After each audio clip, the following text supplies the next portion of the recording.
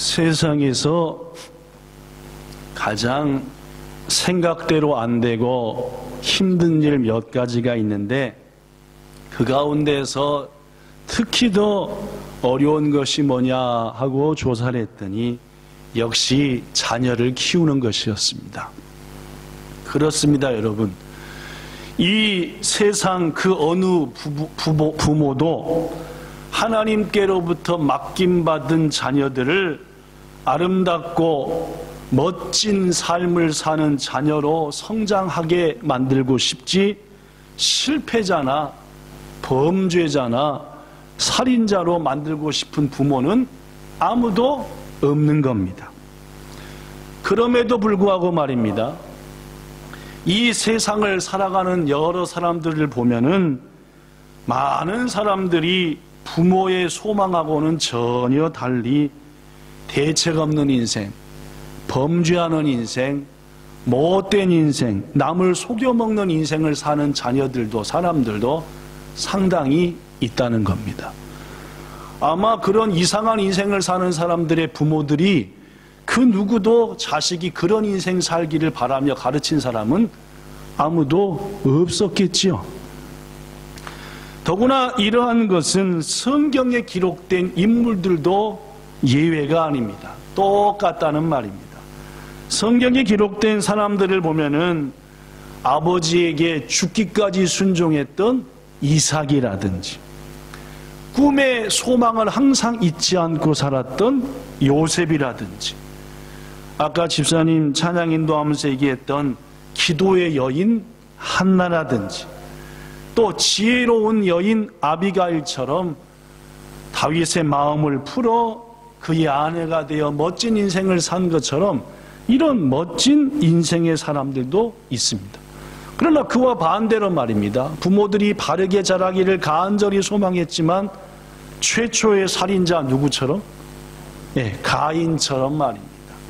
또한 아버지 노아의 허물을 비방했던 그의 아들 함처럼 말입니다. 아버지의 왕의 자리를 빼앗아 먹으려고 했던 압살롬처럼 말입니다. 대책 없는 실패한 인생도 있다는 말입니다. 여러분, 다윗이 자기 아들 압살롬을 자기를 죽이는 권력을 추구하는 아들로 키우고 싶었겠냐 그 말입니다. 그럴 리가 없지요. 첫사람 아담과 하와가 큰아들 가인을 살인자로 키우려고 애초부터 사람을 죽이는 연습을 시켰을 리도 만무합니다. 그럼에도 불구하고 말입니다, 그 자식들이 아름답고 귀하게 크기를 바랐음에도 불구하고 어떤 자식은 살인자가 되고, 어떤 자식은 불효자가 되고, 어떤 자식은 남을 속이는 자가 되는 것, 이것은 성경의 인물들도 예외가 아니더라 그 말입니다. 사랑하는 성도 여러분들, 오늘의 말씀을 통해서 부디 자녀 교육이 너무나 어렵고, 또 우리의 자녀들만 봐도 야, 빨리 자녀 교육은 쉬운 일이 아니구나 라고 느끼지만은, 부디 하나님이 주시는 말씀을 통해서 아름답고 귀한 자녀로 성장시켜 하나님께도 기쁨이 되고 우리에게도 기쁨 되는 은혜가 있기를 예수님 이름으로 축복합니다. 전 여러분들에게 잠시 전에 몇 명의 실패한 자녀를 성경에 있는 사람 소개했습니다. 먼저 살인자 누구요? 가인. 불효막심한 두 아들 압살롬과 함. 그런데 말입니다, 성경에 보면은 이 사람들을 다 합친 자들보다도 더 못된 교다이가 있었습니다. 형제요, 그렇죠? 그 형제 이름은 누구냐? 사무엘상 2장에 등장하는, 따라합시다, 홈리, 비느하스라고 하는 두 사람입니다. 이들이 사는 나라에 전쟁이 일어났죠, 그죠? 아버지는 이 두 아들을 전쟁터에 보냈습니다. 너희들에 대한 소문이 좋지 못하고 행실이 바르지 못하지만 이번 전쟁터에 가서 어찌하든지 나라를 위해, 하나님이 택한 이 민족을 위해서 목숨 걸어 승리를 거두라 라고 보냈죠. 근데 이게 웬일입니까? 전쟁은 승리도 못하고 이 두 아들은 전쟁터에서 뭐 했습니까? 죽어버렸습니다. 전쟁은 승리도 못하고 전쟁터에 나가서 한날에 죽고 말았다 그 말입니다. 이 소식이 그 두 아들을 전쟁터에 보낸 아버지 엘리라는, 직업이 제사장이었죠. 엘리 제사장에게 들려왔습니다. 나이 많이 먹은 아버지였는데 아들 둘이 전쟁은 이기지도 못하고 전쟁터에서 싸워 똑같이 목숨을 잃었다라는 소식을 듣고 기분이 좋았겠습니까? 놀랬겠습니까? 그렇죠? 입장을 바꿔놓고 생각하십시오. 아들 둘을 전쟁터 보냈는데 들려온 소식이 둘 다 전쟁터에서 죽었다. 시원하겠습니까? 그럴 리가 없죠. 하늘이 노래지고 내가 이제까지 뭐하며 살았나 답답하고 괴롭고 눈물 나고 깜짝 놀랄 일이야. 얼마나 놀랬든지 나이 많고 움직임이 온전하지 못했던 엘리는 아들의 두 아들의 죽음의 소식을 듣고 충격을 받아 그만 의자에서 놀래서 일어나려고 했는데 의자와 함께 넘어지고 말았고, 넘어짐과 동시에 어디가 부러졌던가요? 목이 부러져 그 자리에서 죽고 말았습니다. 참 불행한 집안입니다. 그죠?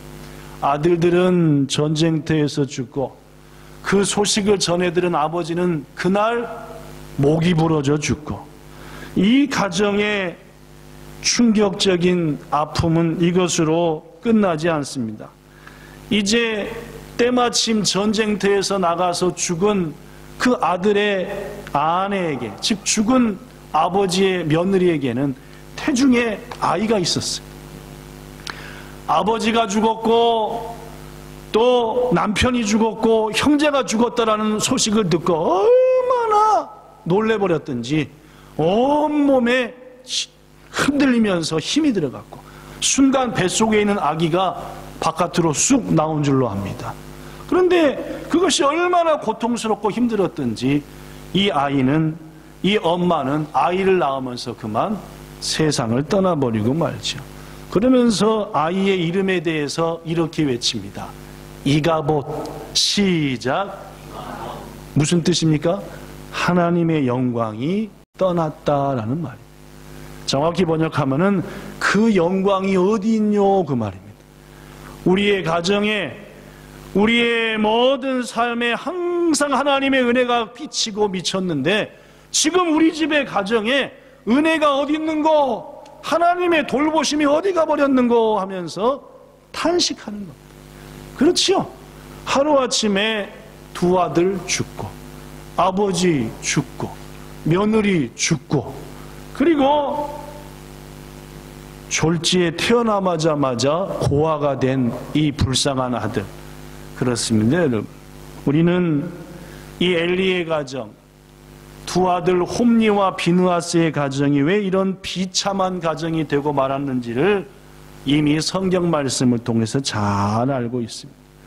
오늘 여러분과 저는 다시 한번 이 가정을 거울 삼아 우리 가정을, 또한 우리 자녀를 실패한 자녀, 하나님의 은혜가 어디 있느냐 하면서 탄식하는 자녀 가정으로 만들지 말고 예수만 섬기는 평강한 우리 집 하며 찬송하는 가정 꼭 세우시고 지켜나가시기를 예수님 이름으로 축복합니다. 여러분, 자녀를 어떻게 키워야만이 그들이 은혜의 자녀로 살아갈 수 있을까요? 자, 따라합시다. 첫째, 하나님을 존중히 여기는 자녀로, 그래? 왜 안 쫓아왔습니까? 시작. 양육해야 합니다.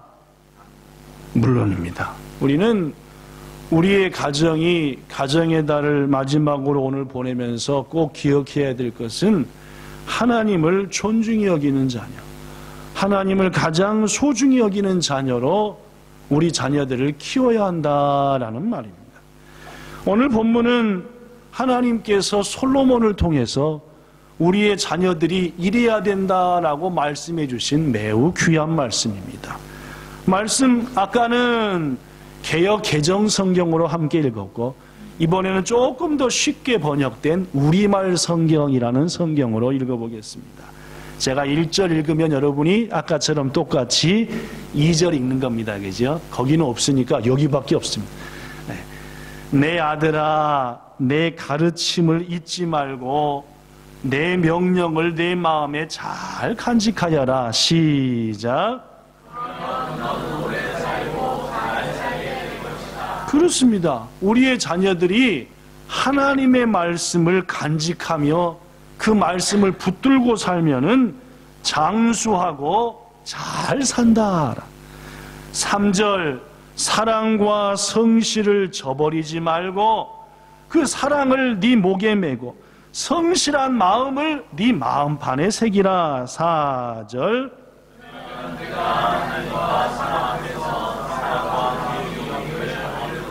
물론입니다. 우리의 삶이 항상 이웃을 사랑하라고 하는 예수님의 말씀을 가슴에 품고 섬기라고 하신 말씀을 품고 살면은 하나님이 그렇게 사는 우리의 자손들을 하나님 앞에서 사람 앞에서 아름답고 귀하게 높여주신다는 말이죠.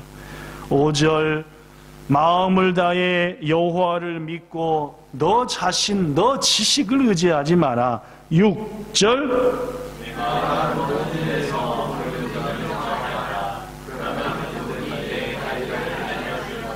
모든 일에서 하나님의 돌보심을 인정하고 구하라 그 말입니다. 그죠? 여러분에게 묻습니다. 모든 일에 하나님의 도우심을 구하는 편입니까? 내 힘과 의지대로 하다가 안 되는 것만 구하는 편이십니까?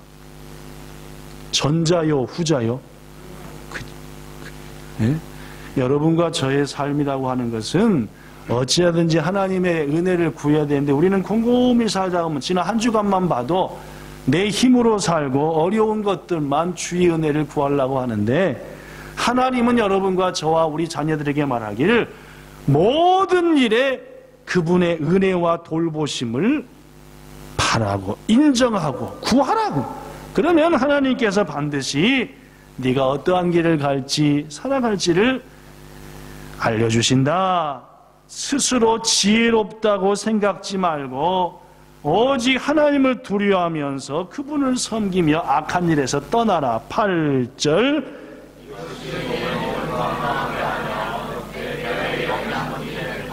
그렇습니다. 내가 잘난지 알고 내 힘과 의지로 살면은 뼈가 삭는 일밖에 안 난다 그 말입니다.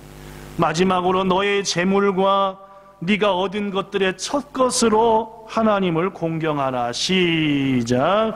그러면 내 창고가 가득 차고 내 포도주통에 새 포도주가 넘쳐. 여러분, 하나님은 처음 익은 열매를 기뻐하시는 것은 우리가 그 모든 것이 하나님의 은혜로 됐다라는 것을 하나님께 고백하는 것과 똑같기 때문입니다.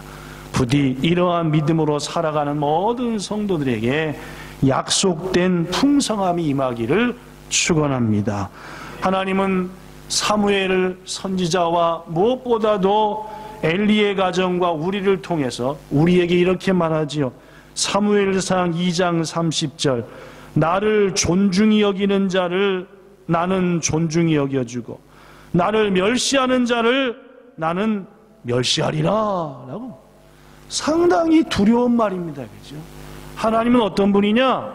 하나님을 참으로 존중히 여기는 자는 존중히 여겨주고 날 우습게 생각하고 날 멸시하는 자들은 나 또한 그를 멸시한다 했습니다. 귀중하신 여러분, 부디 여러분과 저가 먼저 하나님을 존중히 여기고 우리의 자녀들도 그 무엇보다도 하나님을 존중히 여기는 그런 놀라운 역사가 우리들의 가정에 꼭 있기를 예수님 이름으로 축복합니다. 자, 그렇다면 우리가 어떻게 해야만이 하나님의 은혜 가운데 우리의 자녀들이 하나님을 존중히 여기는 삶을 살겠냐? 그것은 간단합니다. 우리가 본을 보여야 합니다. 우리가 하나님께 얼마나 그분을 존중히 여기는지를 항상 온전히 살 때 우리의 자녀들이 야, 우리 아버지 어머니는 제가 항상 얘기하는 것처럼 나도 엄청나게 소중히 여기고 귀중히 여기지만 나보다 더 귀중히 여기는 분이 있는데 그분은 누구시더라?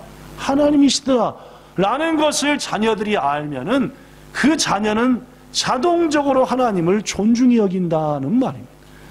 오늘 본문 사무엘상 2장 28절과 29절에 보면은 하나님께서 사람을 보내서 엘리를 책망하시기를 내가 이스라엘 모든 지파 중에 너 엘리를 택하여 내 제사장으로 삼아서 네가 내 제단에 올라서 분향하고 또 내 앞에서 제사장의 옷을 입게 하지 아니했느냐. 더구나 나의 자손이 드리는 모든 재물을 너에게 주지 않았느냐. 그런데 어찌 너는 내가 내 처소에서 귀한 예물을 스스로 밟으며 네 자식들을 나보다 더 중히 여겨 내 백성 이스라엘이 드리는 좋은 것들로 너희들을 살찌게 하느냐라고 해요. 이 말씀 속에 여러분과 제가 가장 가슴에 새기는 말씀은 바로 그겁니다. 너는 왜 나보다도 네 아들들을 더 귀중히 여기냐라는 말. 전 우리 본향교회에 속한 성도들의 모습 그리고 제 모습을 보면서 다만히 느낍니다. 아, 이분들이 자식을 더 하나님보다 소중히 여기는구만. 내가 하나님보다도 자식을 더 귀중히 여길 때가 있는구만. 이런 모습이 보여질 때가 있어요. 그래가지고는 절대로 우리의 자녀들이 하나님을 귀중히 여기지 않는다는 말입니다. 귀중하신 여러분, 무엇보다도 엘리가 하나님을 귀중히 여기지 않은 것이 아닙니다. 엘리도 제사장답게 최선을 다해서 하나님을 섬겼고 자식을 야단치는 아버지의 엄한 모습을 보더라도 엘리는 열심을 다해서 하나님을 섬겼고 자식들을 훈계했습니다. 근데 뭐가 문제인지 아십니까? 아무리 그렇게 했지만 최고로 귀한 것은 하나님도 아니었고 예배도 아니었고 자식이었다는 거죠. 이게 엘리의 가정에 그리고 홈리와 비느하스의 가장 안타까운 이유였다는 사실입니다. 여러분과 저도 마찬가지입니다. 하나님을 잘 안 섬기는 거 아닙니다. 하나님 앞에 헌신하지 않는 것도 아닙니다. 그러나 말입니다. 우리의 자식들의 눈에 우리 아버지 엄마는 내가 최고야 라는 마음을 갖게 하는 순간 여러분과 저의 헌신과 그리고 바른 자식을 향한 가르침이 전부 다 무단히 나로 하고 만다는 말이에요. 부디 엘리의 가정 예를 통해서 우리의 마음에 새겨서 우리의 자녀들이 무엇보다도 우리 어머니 아버지는 나를 너무너무 뭐 하신다? 소중히 여긴다. 또 꼭 현찮은 신앙인들은 자식 팽개치고 부인 팽개치고 남편 팽개치고 하나님만 죽자사자 하는데 그것도 비성경적이고 하나님이 원하는 일이 아니죠. 바로 우리 자녀들이 우리 아내와 남편이 항상 생각해요. 우리 부모님은 그 무엇보다도 나를 소중히 여긴다. 아내도 생각하기를 우리 남편은 정말 나를 사랑한다. 그러나 우리 남편이 나보다 더 사랑하는 게 있는데 하나님이시더라. 나한테 진짜 잘하고 모든 목숨을 다하여 볼. 그러나 우리 아내가 나보다 더 사랑하는 분인데 주님이시더라. 이렇게 가정들이 세워져 나갈 때에 우리의 가정은 하나님이 기뻐하는 가정이요 하나님의 은혜로 복받는 가정이요 응답받는 가정이 될 줄로 믿습니다. 1924년 프랑스 파리에서 올림픽이 있었습니다. 요새야 이미 모든 것이 컴퓨터에 실리고 뭐 100년 전, 200년 전 그때 날씨도 알 정도의 시대가 되었으니까 그렇지만 당시만 하더라도 날씨도 봐야 되고 하니까 올림픽의 주요 일정이 그때그때 각 봐가면서 결정되는 그런 시대였다고 합니다. 이번에 내년도 도쿄에서 열리는 2020년 도쿄 올림픽은 이미 어느 경기는 예선을 어느 경기장에서 몇 시에 하고 중결승은 몇 시에 하고 결승은 몇 시에 다 정해졌어요. 그래서 이미 몇 주 전부터 티켓 판매하고 있지 않습니까? 그죠? 근데 당시는 그러지 못했다라는 말이에요. 이때 당시에는 올림픽의 가장 큰 꽃이 100m 결승이었다고 합니다. 요새는 올림픽에서 뭘 가장 알아주죠? 요새는 마라톤인 것 같아요. 그죠? 요새는 마라톤인 것 같아요. 그래서 항상 마라톤 경기가 올림픽 거의 끝날 때에 성화가 꺼지면서 이게 있는데, 그때는 100m, 세계에서 누가 가장 빨리 100m를 꼬링하느냐, 요게 그때는 최고 알아줬답니다. 뭐 지금부터 거의 90년 넘어 전이니까 말입니다. 이 파리 올림픽 때에 세계 기록을 가진 사람은 영국의 에릭 리델이라는 선수였다고 합니다. 그래서 모두 다 이번 올림픽 100m 달리기는 답은 누가 우승할 거다, 에릭이 우승할 거다라고. 영국 출신이었습니다. 프랑스하고 영국은 사이 안 좋으니까 영국 사람들이 이번에 프랑스 파리에서 올림픽이 열리긴 하지만은 우리 에릭이 최고 인기 있는 100m에서 우승함으로 저 프랑스 것들의 코를 납작하게 할 거다, 이렇게 기대하고 있었는데, 드디어 결승이 딱 열리게 되었는데 그날이 어디로 잡혔냐면은 주일이 되고 말았어요. 근데 이게 웬일입니까? 이 에릭 리델이 100m 결승을 출전하는 것을 포기하겠다라고 발표를 하고 말았습니다. 사람들이 난리가, 아니 이게 뭔 일이야 100m의 최고 기록자요, 우승을 가장 확신하고 있는 저 에릭이 왜 안 참석한대? 100m 어디 어저께 뛰다가 다리를 다쳤나 했더니 그게 아니었습니다.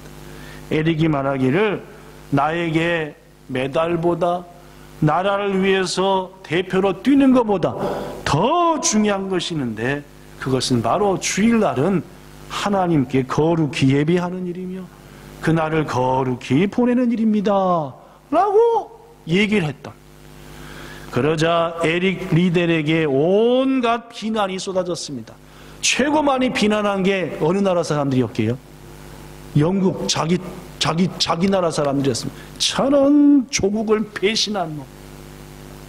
대표로 뽑아서 보내졌더니 조국을 위해서 금메달을 따서 누구의 코를 납작하게 해야 되는데, 저 프랑스 것들의 코를 납작하게 해야 되는데 오히려 출전을 포기해 저런 옹졸한 광신자 같은 것. 예수가 좋아도 망정이지 무슨 올림픽이 매년 하냐, 4년에 한 번 돌아오는데 더구나 네 기록이 매번 좋을지 아냐, 온갖 비난을 쏟아. 그러자 에릭은 온갖 비난에도 불구하고 끝내 100m 결승에 출전하지 않았고 주일 예배를 프랑스의 교회에서 드렸으며 그날을 거룩히 구별하여 이런저런 봉사와 섬김을 하면서 주일답게 보냈다고 합니다.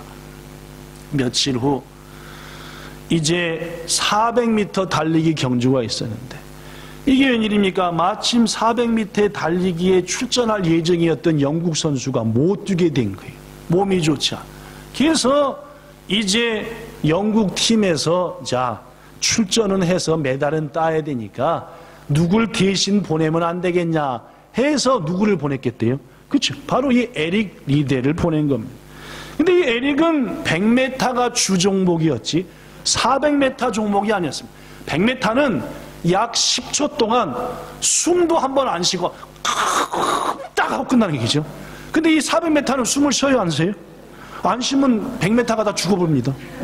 그러니까 이게 숨도 쉬어야 되고 하는 방식이 돼요. 더구나 100m는 하고 뛰는 건데 400m는 그렇게 100m처럼 뛰면 어떻게 돼요? 중간에 심장이 멈춰본다는 거죠. 그러니까 종목 자체가 전혀 다르대요. 자기가 해본 종목도 아니지만은 그는 자신에게 주어진 하나님이 민족이 준 기회를 가지고 나갔습니다. 예선을 통과했고 중결승을 통과했고 드디어 결승에 딱 갔는데 심판이 빵 쏜 거예요. 근데 갑자기 에릭이 100m를 달리는 것처럼 쫙 달려. 사람들이 생각했습니다. 특히 전문가들이 저렇게 달리다가는 200m 넘다가 쓰러질 거다. 저렇게 달리다가는 300m쯤 돼야 심장이 터질 거다. 여러분, 끝까지 그 속도로 달렸을까요? 못 달렸을까요? 뭐 TV가 안 찍혔으니까 모르겠는데 그때 당시에 여러 글에 의하면 에릭은 처음 출발할 때 속도를 줄이지 않고 마지막 400까지 완주한 줄로 믿습니다. 그래서 결국 세계의 기록을 세웠고 금메달을 차지했습니다. 사랑하는 여러분, 기자들이 우승 소감을 묻자 에릭은 말하기를 처음 200m 정도까지는 누가 뛰었대요? 내가 뛰었습니다. 근데 나머지 200m는 하나님께서 친히 나를 붙들고 뛰어주셨습니다 라고 고백을 했고, 이 인터뷰를 보고 수많은 영국민들이 불과 얼마 전까지 그를 비방하다가 야, 역시 저 사람은 하나님의 믿는 하나님의 자녀구나 라고 해서 이 일을 계기로 수많은 영국인들과 세계인들이 하나님을 믿으려면 제대로 믿어야 된다 라고 하는 결심을 하게 되었다라고. 사랑하는 여러분, 우리가 세상을 살다 보면은 매우 중요한 일들이 많습니다. 더구나 그 중요한 일들이 언제 찾아옵니까? 주의 날이요, 주일날 말입니다. 요사이 우리 본향교회 재직들과 우리들의 모습을 보면서 야, 박 목사 너도 많이 타락했고 이 시대의 성도들도 많이 뭐 주일을 우습게 생각하니까 말이에요.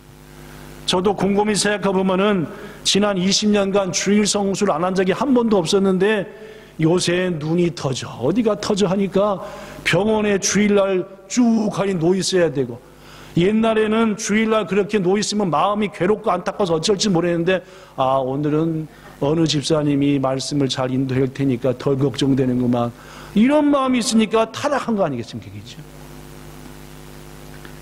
우리는 어렸을 적에 목사님이나 신앙의 스승들한테 배우기를 아파도 어디 가서 죽으라, 주일날은 교회 가서 예배드리다 죽으면 순교인데 이렇게 말했는데 수술 좀 했다고 그냥 병원에 벌러덩 놓여있고, 이런저런 약속 있다고 재직들이 띡하면 주일날 교회에 빠지고 이렇다 저렇다 하는 그런 이 시대를 가지고 우리의 자녀들에게, 우리의 믿음의 후손들에게 주님을 존중히 여겨라, 그분을 소중히 여겨라 라고 말하는 것은 자녀들이 여러분과 저를 믿고 코 풀어버릴 일이다 그 말이에요. 그렇지 않냐 그 말. 사랑하는 성도 여러분, 하나님을 존중히 여기는 사람, 하나님이 그를 존중히 여깁니다. 하나님을 멸시하는 사람, 하나님께서도 그를 멸시한다라고는 무서운 말씀하셨습니다. 더구나 말입니다, 이제까지 인류 역사로 수많은 믿음의 사람을 볼 때 하나님을 존중히 여기는 사람의 가장 대표적인 특징은 그들은 예배를 소중히 한다는 말입니다. 사랑하는 본향교회 목사, 그리고 권사님과 안수 집사님, 재직 여러분, 예배를 소중히 여기는 사람, 하나님을 소중히 여기는 사람입니다. 그렇지 않고 소중히 여기는 사람, 하나님을 소중히 여기지 않는 사람. 우리 교회는 한 주일에 10번 정도의 예배를 드립니다. 여러분은, 여러분의 권사님들은, 집사님들은 몇 번이나 예배 드리십니다. 아예 마음에 써놓은 것 같아요. 금요일 예배는 나와 상관없는 예배. 교회 갔다가도 자야 되니까 집에 와야 되는 시간. 이렇게 아예 여러분들은 마음에 정해놓은 것 같아요. 그죠? 여러분, 그렇지 않습니다. 그죠? 부디 우리의 자녀들에게 하나님을 소중히 여기는 모습을 온전한 예배를 통해서 보이시면서 그러한 가운데 자녀를 소중하게 키우사 우리의 자녀들이 범사에 하나님을 소중히 여기죠. 하나님이 가장 소중한 분이다라고 여기면서 살게 하여 하나님께서 그들을 소중히 여기게 하는 그런 아름다운 삶을 사는 여러분과 저가 꼭 되기를 예수님 이름으로 축복합니다. 자, 마지막 두 번째로, 첫째는 우리 자녀들을 하나님을 존중히 여기는 자녀로 키워야 되고, 둘째, 시작, 생명력 있는 믿음을 가진 자녀로 양육해야 합니다. 사무엘상 1장 3절에 보면은 이 하루 똑같은 날 전쟁터에서 죽은 이 두 아들의 직분은 제사장이었습니다. 요새로 말하면 뭡니까? 목사였다 그 말. 여러분, 제사장과 목사가 뭡니까? 하나님과 백성 사이에서 중보해야 될 사명자라는 말. 백성들이 하나님의 뜻에 따라 온전히 살도록 삶으로, 모든 행동으로, 말씀으로 교훈을 보여줘야 될 사람들이 제사장입니다. 그런데 말입니다, 베드로전서 2장 9절에 보면은 여러분과 저도 뭐라 그랬습니까? 제사장이다 라고 했습니다. 그런데 말입니다, 이들이 즉 본을 보여야 되고 하나님과 세상의 중보가 되어야 될 이들이 말입니다, 재물을 밟으며 하나님께 드린 재물을 중간에서 도둑질하는 도둑질이었다는 말. 그렇습니다, 여러분. 이들은 하나님께 제사도 드렸고 백성들을 대신하여 기도도 했지만 이들의 드린 기도는, 이들이 드린 예배는 중심이 빠진, 살아있지 않는 흉내만 낸 죽은 기도였고 죽은 예배였다라는 사실. 여러분한테 묻습니다. 여러분들은 살아있는 믿음을 소유하고 계십니까? 아니면은 죽은 믿음을 가지고 계십니까? 그렇습니다. 여러분과 저의 믿음이라고 하는 것은 살아있는 믿음을 가져야 한다라는 말이에요. 그럼에도 불구하고 오늘날 너무나 많은 사람들은 흉내만 내는 믿음을 가져요. 예수님께서 말하지요. 그날에 많은 자들이 주여 주여, 우리가 주의 이름으로 선지자 노릇도 했고요, 주의 이름으로 귀신도 쫓아냈습니다. 예수님이 뭐라고 그랬습니까? 난 도대체 너희들이 누군지 모르겠다. 불법을 행한 자들아 나가라 라고 말합니다. 묻습니다. 하나님께서 지금도 살아계심을 믿으십니까, 여러분? 또 묻습니다. 천지 만물을 창조하신 분이, 그리고 여러분을 지어 여러분의 부모를 통해 세상에 나오게 하신 분이 하나님이신 것을 인정하십니까? 그 하나님께서 지금도 온 우주 만물을 다스리시고 통치하신 것을 믿으시냐 그 말입니다. 독생자 예수님이 여러분과 저를 위해 죽으신 것과 그분이 우리를 위해서 다시 이 땅에 오실 것을 믿으십니까? 그 예수님을 맞이하기 위해서 오늘도 예수님 주신 말씀 따라 살려고 애쓰시냐 그 말입니다. 이 중에 어느 것 하나라도 네, 아멘, 그렇습니다라고 대답하지 못한다고 한다면 우리는 그저 흉내내는 믿음이며 죽은 믿음인 겁니다. 하나님이 살아계신 것과 그분이 온 우주 만물을 자신의 뜻대로 다스리시는 것과 그분이 반드시 이 땅에 독생자를 다시 보내사 영생으로 인도하시는 것을 믿는다고 한다면 우리는 살아있는 믿음을 가진 자이고, 그런 믿음으로 우리들이 살아가며 자녀들에게 살아있는 믿음의 모습을 보여야 한다는 말. 예수께서 말했지요. 믿음이 겨자씨 하나만큼만 있어도 산을 명하여 여기서 절로 가게 한다. 겨자씨가 진짜 쬐끄맣거든요. 그런데 여러분, 이렇게 쬐끔해도 그렇게 기적을 나타내는 것은 그 겨자씨가 죽었기 때문입니까? 살았기 때문입니까? 살아있기 때문입니다. 살아있으니까, 생명이 있으니까 사는 거예요. 죽은 것들한테 아무리 물을 부어봤자 거기서 버섯 같은 땅가만 나오지 걔는 안 살아난다는 말입니다. 여러분과 저도 그래요. 흉내내는 믿음, 죽은 믿음이 아니라 비록 작더라도 내 속에 어떤 믿음? 살아있는 믿음이 있어야 한다는, 그리고 우리의 자녀들에게 살아있는 믿음을 심어줘야 한다는 말입니다. 여러분, 우리는 살아있는 믿음을 심어줄 능력과 권세가 없는 겁니다. 고로 우리는 매일 기도하는 겁니다. 하나님, 이번 한 주간 오늘 우리의 자녀들에게 내게 심어주신 그 믿음을 심어주세요 말입니다. 여러분과 제가 우리 자녀들을 설득할 수 있습니까? 못합니다. 우리 주위 사람들을 설득하여 지식을 밀어넣어줘서 그들이 예수님을 주나 존귀 여기게 할 수 있냐 그 말입니다. 못하는 거예요. 고로 우리는 눈물로 기도하는 겁니다. 성 어거스틴의 어머니처럼 말입니다.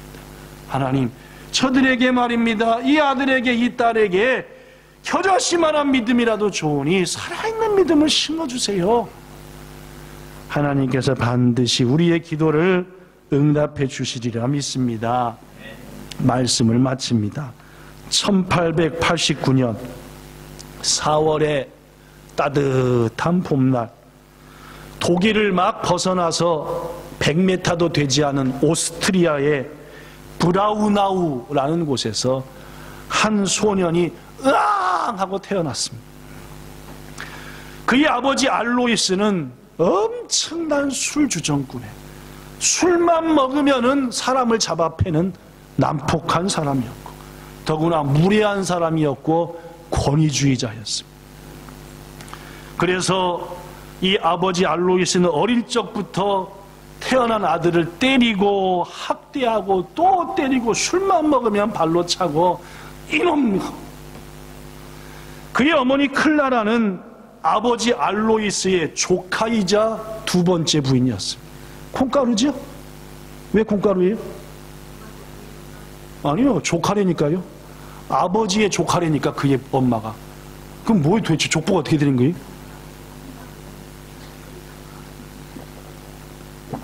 제가 다시 읽어볼게요. 그의 어머니 클라라는 아버지의 조카이자 후처였습니다. 그럼 아버지가 누구랑 결혼한 거예요? 조카랑 결혼해갖고 누굴 낳은 거예요? 날 낳은 거예요. 그죠? 그러니까 콩가루인 거 아시겠죠? 네, 그렇죠. 그런 거다. 더구나 매우 어머니는 병약했습니다. 이런 부모 밑에서 자란 소녀는 매일 아버지에게 맞고 병약한 어머니를 보면서 자신도 모르게 난폭한 소년, 난폭한 성격을 가진 자로 자라게 됐습니다. 학창시절 이 소녀는 아버지의 희망과는 달리 그림을 그리는 화가가 되길 원했지만, 술만 먹고 화가 나면은 엄청난 폭행을 하던 아버지의 강압 때문에 할 수 없이 실업계 학교에 진학하고 맙니다. 중학교에. 그러나 자신의 꿈을 짓밟은 아버지에 대한 원망과 반항심으로 소년의 학교 생활은 엉망진창이었다고 합니다. 1903년 1월 소년의 나이가 14살 때에 그렇게 자신을 때렸던 아버지가 병으로 세상을 떠나고 맙니다. 그로부터 4년 후 어머니 클라라도 병으로 세상을 떠납니다. 졸지에 고아가 된 소녀는 닥치는 대로 이런저런 일을 하다가 결국 갈 곳이 없어 독일 군대에 들어가게 됩니다. 1차 세계대전에서 독일이 패전한 후 그는 정치에 투신하여 극렬분자가 됩니다. 위대한 독일! 막 이렇게 막 외치고, 독일 아닌 것들은 다 죽여! 막 이런 사람이 되고 말. 반란 음모에 참여했다가 투역되어 다시는 정치계와 극렬분자 일을 하지 않겠다고 서약하여 가명을 받고 추록의 혜택을 받았지만, 추록한 후 더욱 맹렬히 극렬적인 정치활동을 했고, 마침내 시대가 바뀌어 1933년 독일 총통의 자리에 오릅니다. 그는 자신 속에 있는 유대인에 대한 증오심 등을 이유로, 소문에 의하면은 어머니 클라라가 유대인 의사한테 치료받다가 회복되지 못하고 죽어서 그로 유대인 하면은 이를 갈았다라는 얘기가 있고, 또 자기 어머니를 겁탈한 사람이 하나 있었는데 그가 유대인이었다라고 하는 소문도 있습니다. 하여튼 이 소녀는 어려서부터 유대인들을 싫어했고, 결국 자신이 독일의 총통이 되어 유대인들을 600만 명이나 살해하는 살인마가 되고 맙니다. 그의 이름은 여러분이 아실 만한 아돌프 히틀러라는 사람. 히틀러가 태어난 다음해인 1890년, 제가 주보에다가 1990이라는데 이거 1890년 잘못된 겁니다. 1890년 다른 한 소년이 미국의 텍사스에서 태어났습니다. 이 소년은 독실한 믿음의 아버지와 어머니의 사랑을 흡족히 받으며 자랐습니다. 소년의 부모는 이 아이를 데리고 텍사스의 도심을 떠나 캔자스의 농촌으로 이사했는데, 그 이유는 농촌 생활이 아이의 신앙교육에 훨씬 유익하리라 라고 생각한 부모의 결정 때문이었습니다. 이 소년의 아버지는 소년에게 항상 말하기를, 아들아, 우리 집에 가훈이 뭔지 아느냐? 항상 하나님이 최우선. 하나님을 경외하라. 그 무엇보다도 하나님을 소중히 여겨라.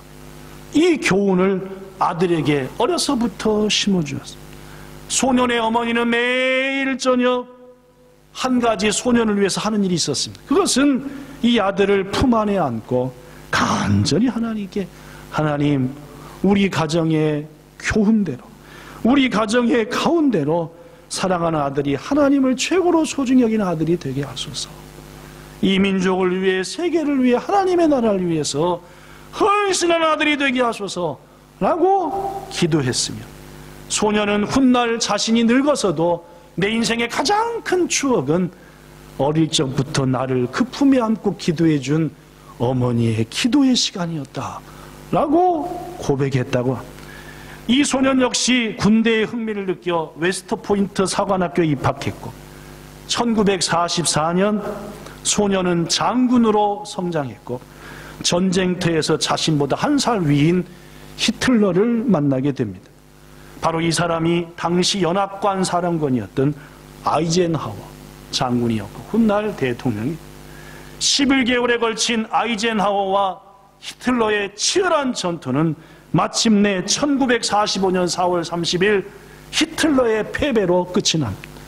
그날 히틀러는 지하 방공 대피소에서 스스로 자기의 목숨을 끊었고, 그 소식을 접한 온 세계는 박수를 치며 그의 죽음을 기뻐했다고 합니다. 한편 아이젠하워는 그로부터 20년이 훨씬 더 지난 1969년 그의 나이 80세에 평화롭게 눈을 감았는데, 당시 세계 수많은 사람들이 그의 죽음을 안타까이 하며 영웅의 죽음을 애도했다고 합니다. 사랑하는 성도 여러분, 똑같은 시대에 두 소년이 태어났습니다.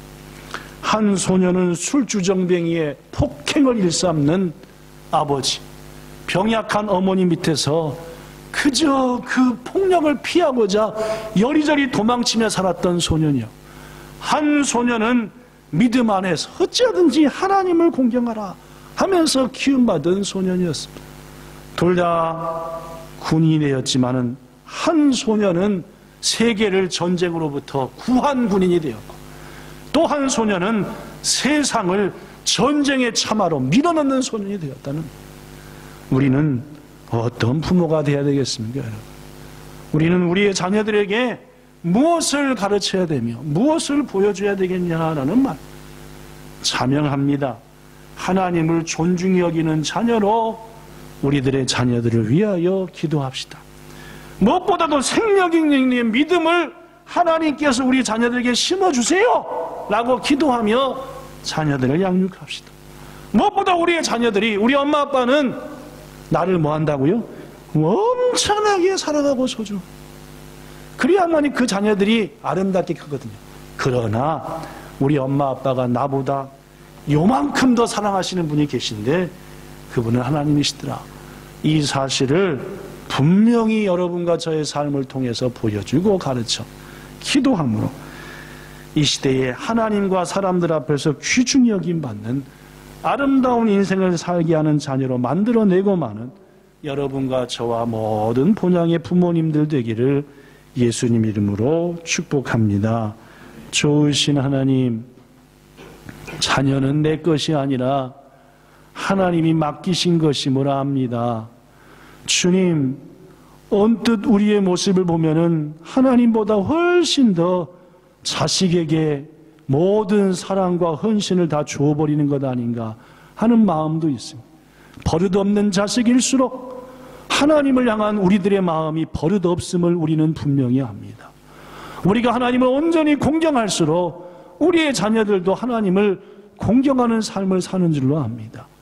주님, 남편에게, 아내에게, 부모에게, 자식에게 성경에서 가르친 그 놀라운 효와 가르침, 형제의 사랑을 다하되 그 가운데 하나님을 더욱더 사랑함을 온전히 본을 보여 이 귀한 자녀들을 이 시대에 하나님과 사람 앞에서 소중히 여김받는 자녀로 키우고 마는 우리 모두가 되게 해주시기를 간절히 원하며 그렇게 이끄실 예수님 이름으로 기도드리옵나이다. 아멘.